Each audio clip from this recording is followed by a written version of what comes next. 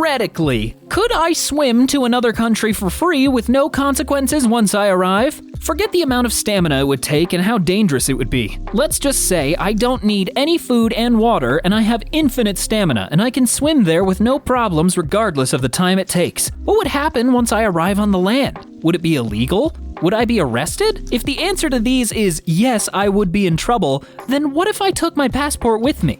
Again, let's say nothing happens to my passport and it won't be damaged or worn out or lost. If I had the valid passport and showed it once I arrived, would I still be in trouble? And finally, if none of these would save me from getting in trouble, is there something I would need to do to prevent getting in trouble by swimming to the country? Or is swimming to another country to go visit completely off limits legally? It depends on the country, of course, but I'm talking generally. Well, I know at least for our country, the good old USA, it's definitely illegal to swim in here. That's why we have razor traps set up along the lakes and rivers and oceans.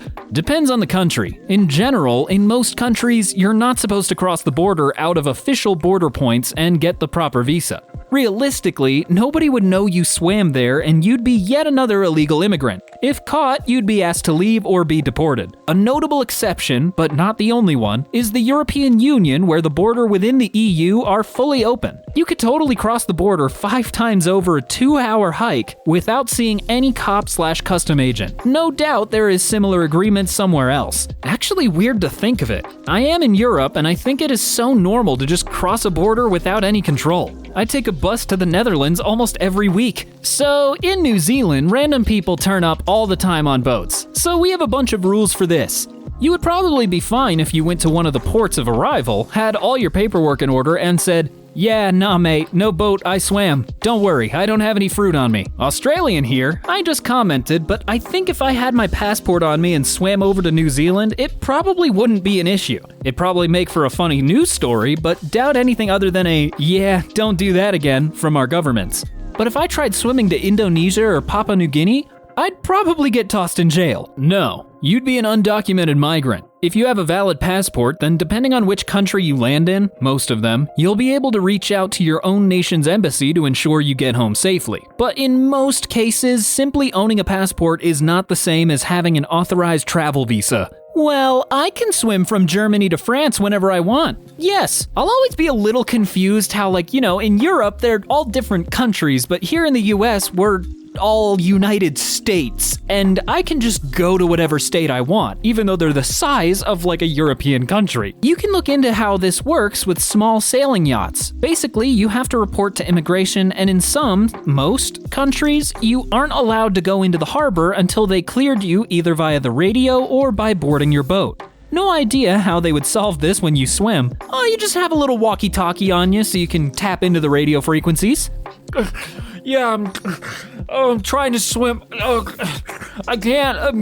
Are my dating deal breakers too strict? I'm a 29-year-old male who has been actively dating since I turned 18. In that time, I've met a wide array of women and have constructed a short deal breaker list to help me determine suitability early in the dating stage.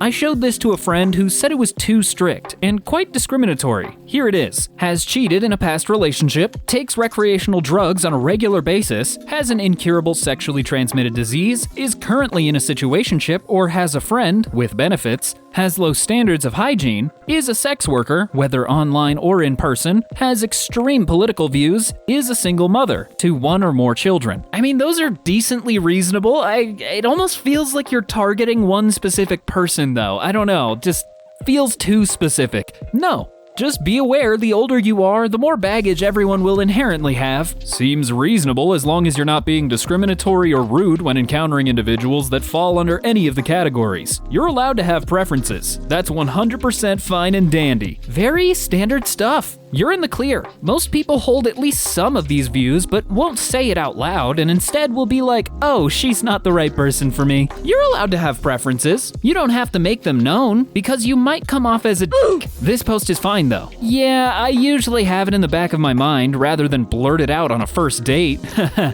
I don't know, man. You get to have whatever standards you want. You just have to deal with the outcome. For example, I'm absurdly tall and have a strong preference to date tall women because of that. I don't meet many women over 6 feet, so don't date very often since sticking to that. My standard is maybe pretty strict, but it's still my preference. I don't talk crap about shorter women, they're still perfectly valid partners. Just I don't want to date them, and don't have to.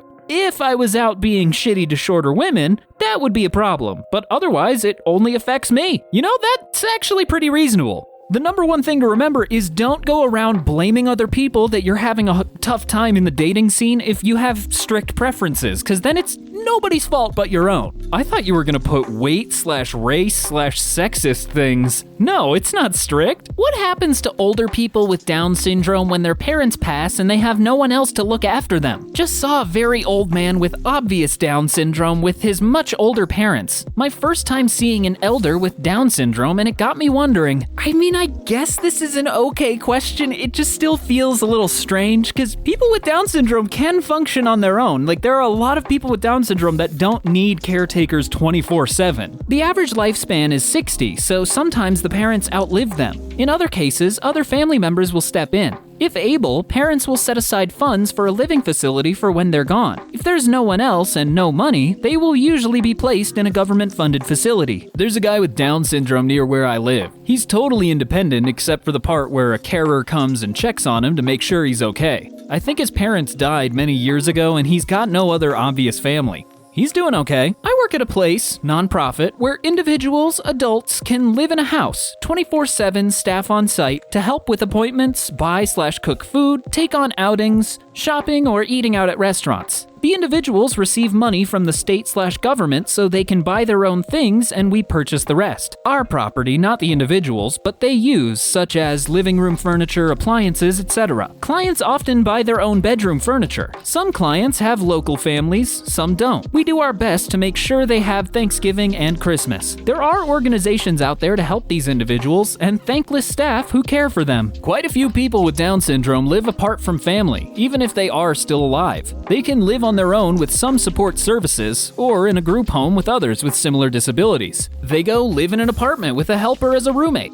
Basically, the helper gets paid a small sum and gets cheap or free rent if they help their disabled roommate. Another option, which my family plans to go with, is my brother will move in with me or to a home if he deteriorated to the point I cannot house him. But I will take on his custodianship. Most families are aware their child may outlive them and plan accordingly. They often have a short lifespan. I don't know if I'd consider 60 a short lifespan. That's still pretty long. My aunt was low functioning from intellectual disabilities. When my grandparents died, she went to live with another aunt for a few years, and then to a nursing home. She lived to her mid-70s. I work at a skilled nursing facility and they live here. They're my favorite patients. What are dishwashers like? We only hear them in stories. As a Filipino, I only learned about the existence of dishwashers through American TV shows and thought, why don't we have that? Then comes denial, where I think maybe Americans or Western people are disgusting, because there's no way a machine would clean dishes thoroughly. Then comes anger, because I want one and we don't have it. Then comes bargaining, where I would think I would get out of college and be rich, buy a condo, live alone, and buy that motherfucking dishwasher. Depression is like 5 minutes ago, as I just finished a mountain load of dishes because we're like a effing tribe here. 3 families always eating together because of tradition, and we're close. Acceptance is now, as I finish writing this, that I would never have the convenience of a dishwasher because that just isn't in my blood. Anyways, how effective are those stupid machines anyways? Dishwasher boy. There's no way a machine would clean dishes thoroughly.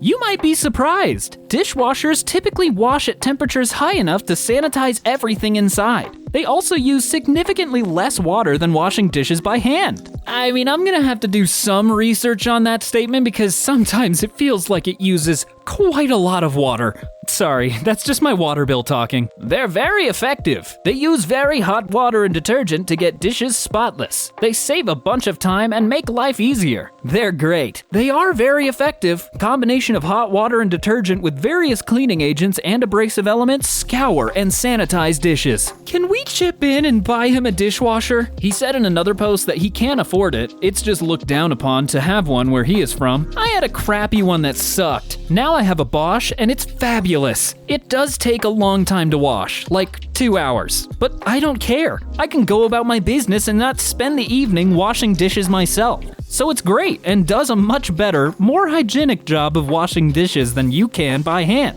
especially since it uses water too hot to put your hands in. I was 55 before I owned one. Wow, wasted years. Dish is the cleanest they've ever been. Just like dishwashers, I used to think washing machine was for lazy people, until I got one.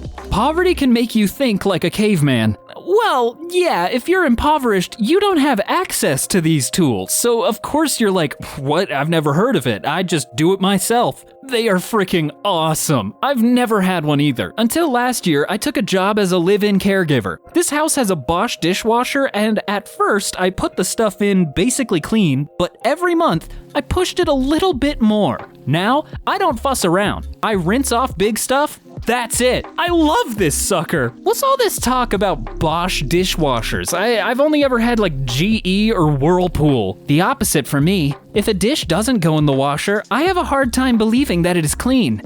That might be an indicator you need to work on your hand washing skills, because some dishes can't be put in the dishwasher. You need to hand wash them or you're just gonna destroy it. Why is there seemingly more attractive women than men? Don't get me wrong, I'm into men, but it seems like whenever I'm out in public, I'll see way more attractive women than I do men. Is the power of makeup really that much better, or do men just generally not tend to care about their appearance? I guess balding is a huge factor to which affects men way more than women. Are you implying that, like, by virtue of bald, men are ugly? I'm kind of getting lost there at the end. I think it's because generally women put more effort into their appearance than most men do. Well, due to societal standards, of course women put more effort in because that's like what's been yelled at them since they were like children. Overall, I'd say women try harder than men. Skincare and makeup. Speaking of skincare, I need to get me some of that, cause oh lordy, my god, it is a pizza on this face. Women, for the most part, put more effort into it, as society values their looks over all else. Men are valued more for their ability to provide, so you'll also see men feeling the need to work harder. Not that women don't work hard, just not all of them need to in order to be respected.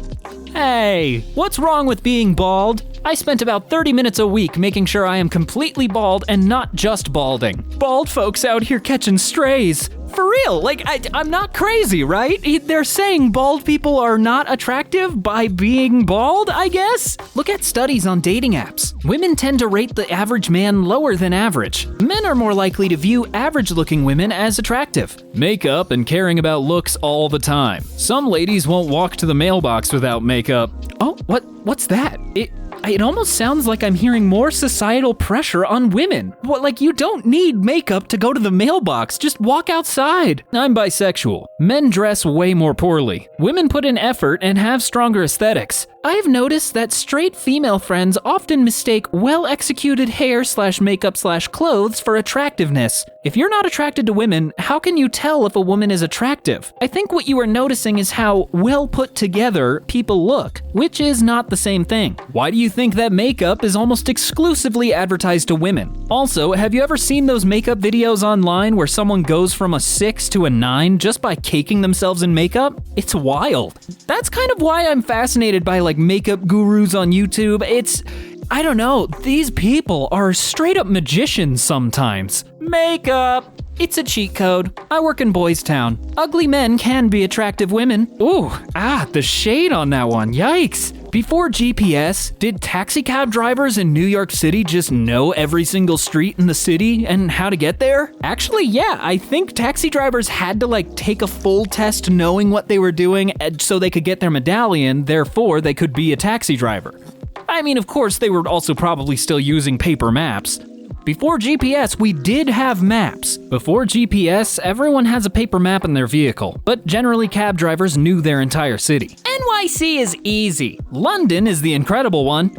It's worth noting many of the streets in NYC are named by numbers horizontally and vertically, or by letter, not just random names all throughout the city as some cities are. Still very impressive. Not NYC, but pretty sure London cab drivers still have to know basically all the streets and the shortest route there. It's an insane amount of information, but it's possible. And if you're a cab driver in a big city, you'll learn it. They still do. Lots of NYC is very easy to navigate considering how old the city is and how big and densely populated it is. Exactly like that. Everyone usually had a map in the car, but cab drivers just knew where everything was and how to get there. My dad drove a fire engine for over 30 years. He knew every street in the city, and it was not a small one. Okay, what city was it? I need to fact check you here. You should see the cabbie test in the UK. It's nuts. Those guys know their streets. Or you could get lost at the corner of First and First. It's the nexus of the universe. If I was going to Brooklyn and I could convince a taxi to take me, I often had to give them directions. In the city, I would always give cross streets instead of addresses. Manhattan is like a grid with mainly numbered streets. It's easier to remember and figure out than the suburbs. That's actually a good point. In the suburbs, I'm a delivery driver. I drive around sometimes, and my God, the amount of times the road just ends when I thought it would connect to the next neighborhood. No, it's just cut off. I have to go all the way around. I used to be a delivery driver in a good-sized city before GPS. Yes, you had to know all the streets. You also used good maps with you in case you got lost. Well, I'd hope they're good maps. If you are caught and your ability to swim between countries without stamina or health effects was discovered, then the country would whisk you away to a hidden facility. You are given a large swimming pool and are forced to swim while dragging behind you a floating body with a turbine attached, which is then attached to a wire in the ceiling. You are now used as a source of free and unlimited power. That is true. That actually happened to my buddy Dan back in the day. Tough way to go. Are there any crimes that women commit more than men? Not trying to start a gender war. Obviously, statistically, men commit more in most crimes, but was curious as to whether there are any crimes that women actually commit more. Not that they occur often, but in the US, most newborn abductions from hospitals are committed by middle-aged women. That's even still crazy, just that happens in run into a hospital, take a baby. Why not? I know generally there's some connection between the person abducting and the baby, but you never know. My girlfriend actually did her thesis on this. It was a few years ago, but if I remember correctly, women are 70% more likely to commit property crimes than men, while men are 40% more likely to commit violent or drug-related crimes. Yeah, those stats seem to add up in my head. I'm not going to research it, but that makes sense. Yes, more women than men are prosecuted for school district fraud and also for SNAP fraud, which is basically selling food stamps to afford other things like gas or bills. Gotta love that that's criminal. Yeah, I'm just trying to make ends meet however I can. Oh, well, guess I'm going to jail forever. Murdering their husbands. The gay community needs to step up. Honestly, come on, gays. We can kill our husbands faster than women. Women commit 100% of crime in space. Okay, is there an article to go with this? I feel like you're making a reference to something that happened, or maybe you're just joking. It could be either way. I'm surprised no one mentioned the real-life example of animal protection crimes. Usually the culprit is a woman who has tens or hundreds of animals, and is unable to care for them and unable to accept this either. One could call it a form of hoarding. Maybe this is legal in other countries though. Is the chiropractor a big scam? Chiropractors cracking people's back and neck is flooded all over social media, and I'm wondering how effective this even is. I've never gone to one, but always been under the impression that these cracks are nothing more than a quick second of a relieving feeling, and that is that. No actual substance to what they are doing besides a glorified massage, not an actual realignment. Decent question. I've actually kind of been wondering that myself. I'll tell you what, if it works consistently and was reliably safe, it would be a medical degree and license. Okay, I see what you're getting at. Vertebral artery tears are a real thing chiropractors can cause. I have heard quite a few stories of chiropractors doing more damage than good. Yes, there's a real science-backed version of chiropractics, and it's called physical therapy. I always like bringing up how there are over 1,600 public colleges and universities in the United States. Not a single one of them has a chiropractic school. Why? It's pseudoscience. At best, it's untrained physical therapy. At worst, it's pseudoscientific horseshit based on magical nonsense. I guess it depends on the practice you go to, yeah. Scam implies that the perpetrator knows they are doing something deceptive. Most chiropractors genuinely believe the pseudoscience they are doing is beneficial. However, there is no actual medical evidence behind their claims. The guy who invented the whole thing, the first chiropractor, you know where he learned it from? A ghost. exist. Yeah, it's a big scam, and one that often injures people worse than before they started. And it was invented by a guy who claims a ghost taught him. Well, I don't know, was the ghost cool and knew what he was talking about? I don't know. A wise man once told me that the only thing a chiro adjusts is your wallet. For once, I'm gonna believe that was actually a wise man. That's spitting bars.